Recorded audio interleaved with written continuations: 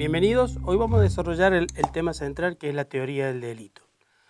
En la teoría del delito es muy importante que el profesional en ciencias económicas conozca los principios rectores que pueden ser aplicables, como ser los principios constitucionales aplicables al derecho tributario.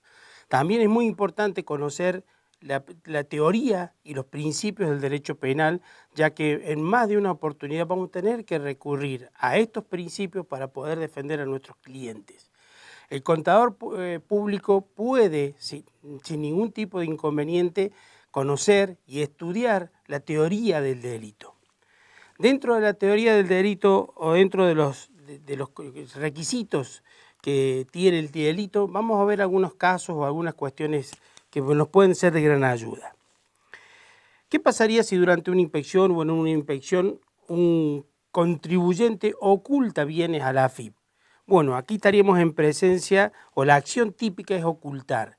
Esa acción de ocultar es una de las características de que se va a cometer un delito. ¿Qué pasaría si un contribuyente lleva una doble contabilidad? Bueno, acá también nos encontramos en presencia de un delito, porque acá hay una ardid, hay una intención de defraudar al tener una doble contabilidad. Por eso tenemos que recurrir a los principios, a las teorías del delito que nos va a dar pautas y herramientas para defender a nuestros clientes. No nos olvidemos que el derecho penal es el derecho más garantista que nosotros conocemos. Porque, ¿qué es lo que está en juego en el derecho penal? La libertad. Con la 11.683 podemos ser pasibles de una multa, pero con el derecho penal o la ley penal tributaria, lo que podemos ser pasibles es perder nuestra libertad. Dentro de los principios constitucionales es muy importante tener en cuenta el principio de legalidad. Hay algunos decretos reglamentarios que modifican la ley y eso es inconstitucional. Vayamos al caso del artículo 145 de la Ley de Impuestos a las Ganancias. Este artículo establece que no son deducibles las multas, pero la ley no dice nada sobre las multas. ¿Qué quiere decir esto? Que el decreto reglamentario está por encima de la ley y esto es inconstitucional. Otra situación que se nos puede dar, se plantea, es con respecto a lo que dice el artículo 16 infine de nuestra Constitución Nacional.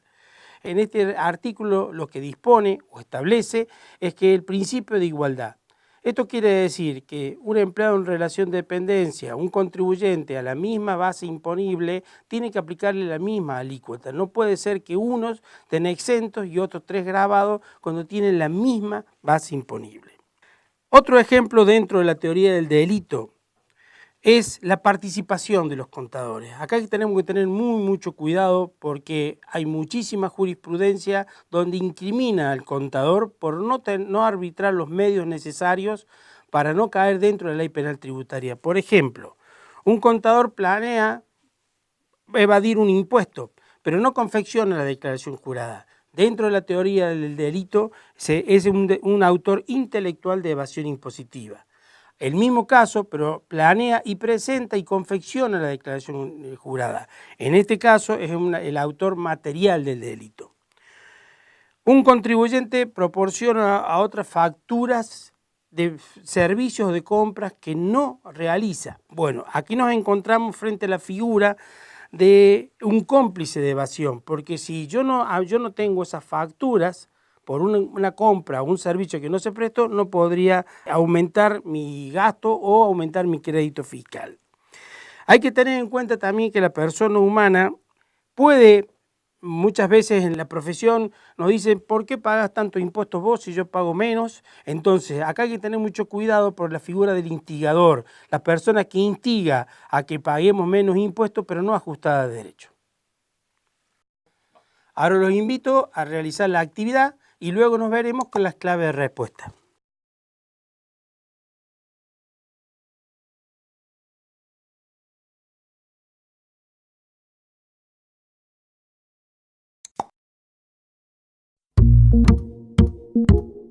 Bueno, espero que no hayan tenido problema con la realización de esta actividad.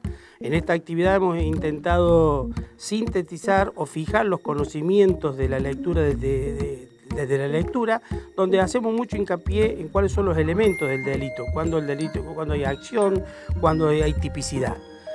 En pantalla le dejo algunas de las respuestas a esta actividad. Si han seguido estos pasos, seguramente han culminado perfectamente su actividad.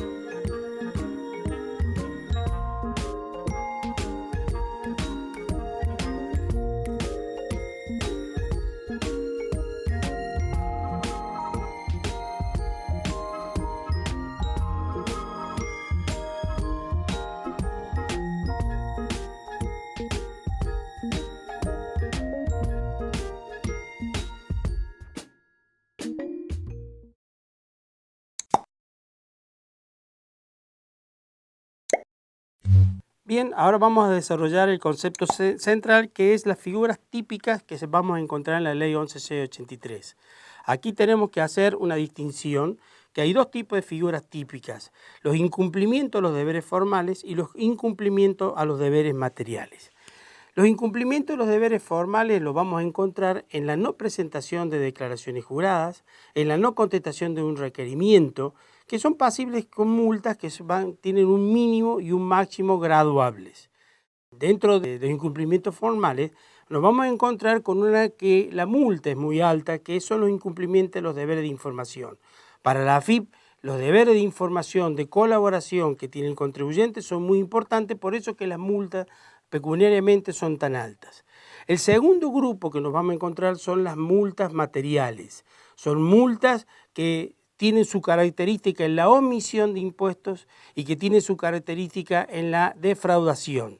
La defraudación, su eje central es el ardid, que tiene que ser un ardid idóneo, es donde una persona piensa cómo evadir. El ejemplo típico nos vamos a encontrar si vamos por una calle, en un auto, y se nos cruza un peatón corriendo, nosotros lo embestimos. Bueno, ahí estamos en presencia de un delito culposo, porque no fue nuestra actitud o nuestra voluntad querer embestirlo. Ahora, si vamos por la calle, vemos que se cruza un peatón y nuestra dirección es porque queremos embestirlo, ahí sí estamos en presencia de un ardid. La diferencia entre un delito culposo y un delito ardidoso o defraudación es el monto de la multa, ya que en el primero la multa va del 50% al 100% del impuesto evadido y en el segundo de las casos es de 2 a 10 veces el impuesto evadido. Veamos algunos ejemplos. Si un contribuyente no presenta una declaración jurada, este es un ejemplo típico de un incumplimiento formal. Si un contribuyente no presenta el Citiventa, Citicompra, estamos en presencia de un deber formal. Ahora, cuando se termina una inspección, el inspector nos dice de que ha detectado que hemos omitido una venta, ahí estamos en presencia de una omisión, que sería un delito culposo, donde las multas que ya me referí recién.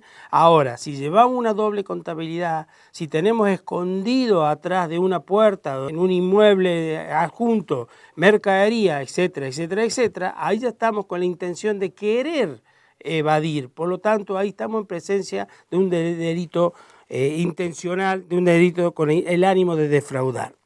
¿Qué pasa si una persona va a un negocio, compra mercadería y no le entregan la factura? Bueno, ahí nos encontramos ante una sanción de clausura. La ley 11.683 también castiga con clausura del local y con una multa pecuniaria el no emitir facturas. Es decir, usted va a encontrar dentro de la ley una serie de disposiciones y de incisos donde habla cuáles son las causales. ¿Qué es lo grave acá? No solamente la multa en pesos, sino la clausura del local, que tiene un mínimo de 3 días y un mínimo de 10 días. El negocio que esté cerrado se pierde credibilidad y se pierde oportunidades de ventas y se pierde el sueldo de los empleados que tenemos que pagarle, aunque no vayan a trabajar por nuestra culpa. Ahora los invito a desarrollar la actividad y luego nos encontraremos con las claves de respuesta.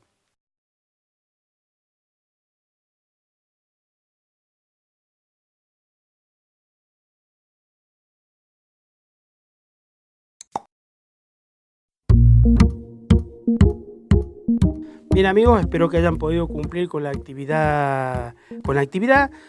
Un fragmento de lo que ustedes tenían que hacer. Nos vamos a encontrar que en la primera pregunta la infracción se encuentra en el artículo 38, la conducta requerida es culposa y el bien jurídico tutelado es la administración tributaria. Espero que ustedes han podido completar las siguientes sentencias de esta actividad.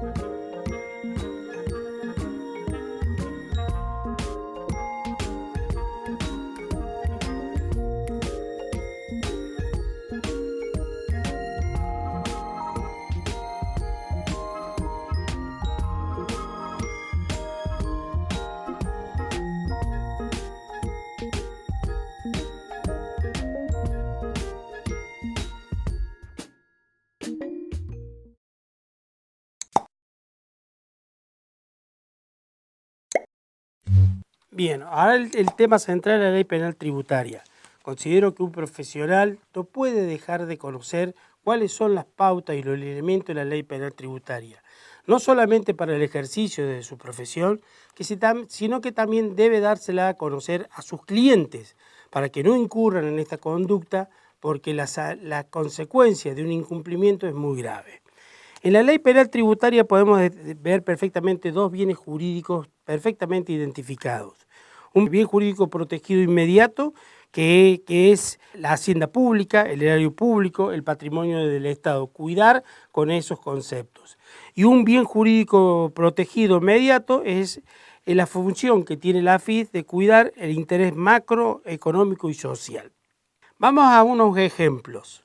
Si nos encontramos de que luego una inspección, una sociedad anónima, no ha declarado ventas por el periodo fiscal 2017 por 1.950.000 pesos, y eso tendría como un IVA no ingresado de 409.500 pesos, entonces cuando la AFIP detecta este monto que no ingresado de 409.500 pesos, automáticamente lo que tiene que hacer el funcionario es hacer una denuncia penal. En este caso, el monto supera los 400.000 y es menor a 4 millones de pesos, nos encontramos con la figura de la evasión simple, donde no hay consecuencia. Ahora veamos otro ejemplo. ¿Qué pasa si en el mismo caso las ventas omitidas son de 20 millones de pesos, el impuesto no ingresado son de 4.200.000? En este caso, después de la inspección, el inspector tiene que hacer un informe y la sección penal tributaria de la AFIP tiene que hacer una denuncia penal. Pero en este caso nos encontramos la condición objetiva de punibilidad, que es los 4 millones de pesos. Quiere decir que es la evasión agravada. Y en la evasión agravada se podría perder hasta la libertad, hasta que se hace todo el procedimiento. Entonces tengamos muy en cuenta que nosotros tenemos dos escalas, de 0 a 400.000, de 400.000 a 4 millones y más de 4 millones de pesos. Ha habido casos de contadores que han perdido la libertad por no haber cumplido con las pautas o las normas de auditoría. Tengamos en cuenta también de que otro de los casos que se puede dar no solamente en el impuesto a las ganancias, sino en el IVA. Si una persona confecciona un balance, en ese balance se detectan que hay compras por 1.300.000 pesos que no tienen sustento, o ya sea documental o práctico, las famosas facturas truchas. En este caso no estamos en presencia de el impuesto de no ingresado de las ganancias, porque hemos deducido más gastos que el correspondiente, y como el impuesto no ingresado por el 1.300.000 es de 455.000 pesos, nos volvemos a encontrar con la figura de la ley penal tributaria. Por eso que nosotros los contadores tenemos que tener mucho cuidado. También otra de las causales es la parte previsional. Si no se depositan retenciones o aportes a la seguridad social por más de 100.000 pesos, pensemos en las grandes empresas, ahí caemos nuevamente en las causales de ser pasible de la ley penal tributaria. La ley penal tributaria es una ley de último rango, es una ley que donde está en juego la libertad, no solamente nuestra, sino también la libertad de nuestros clientes, al cual nosotros tenemos que asesorar. Muy bien, ahora los invito a hacer la próxima actividad y luego nos volveremos a ver con las claves de respuesta.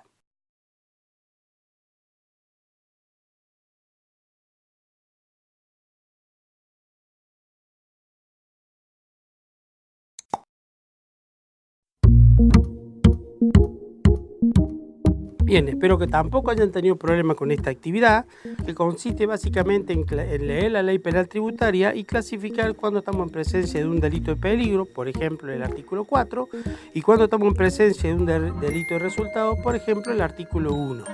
Bien, espero que ustedes hayan podido completar el resto de las actividades resolviéndolo con estos lineamientos.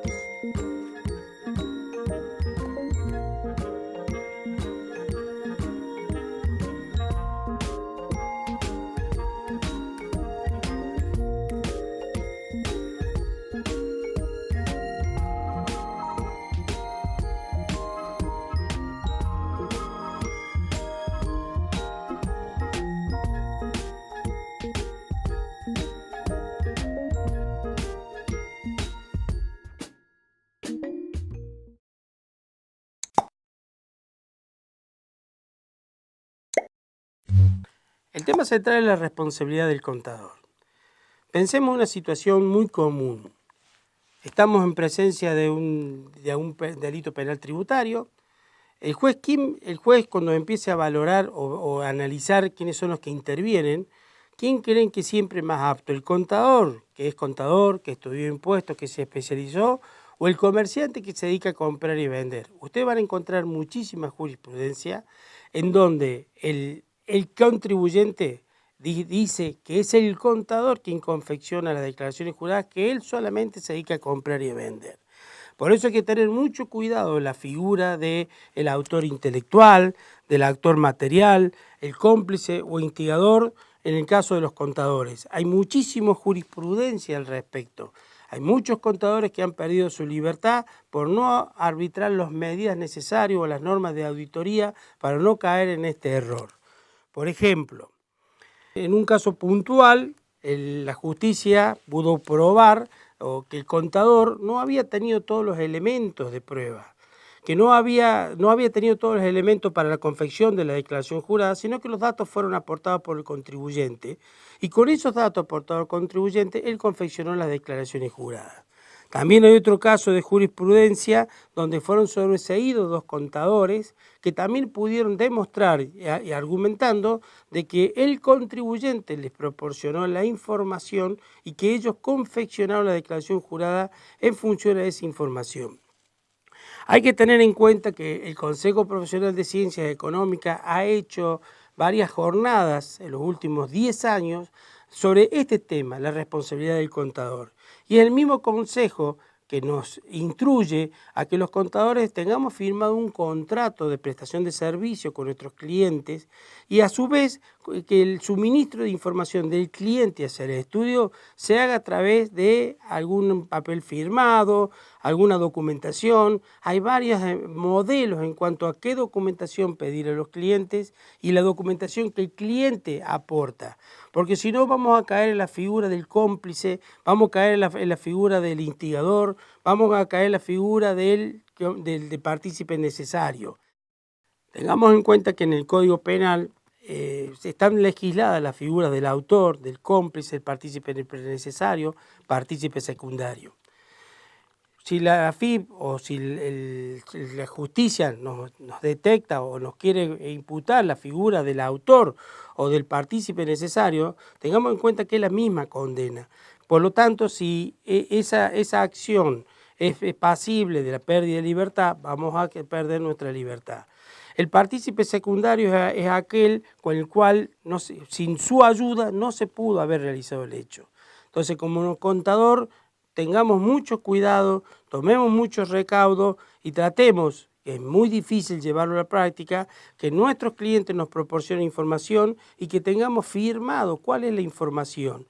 Cosa que podemos aplicar, lo que ya dije anteriormente, de que si el contador prueba que el cliente le trajo toda la documentación y que él no tuvo ningún tipo de participación en esa información, podemos demostrar que no somos culpables de esa conducta. Bien, alumnos, ahora ustedes con estos nuevos conocimientos adquiridos están en condiciones de realizar la actividad integradora.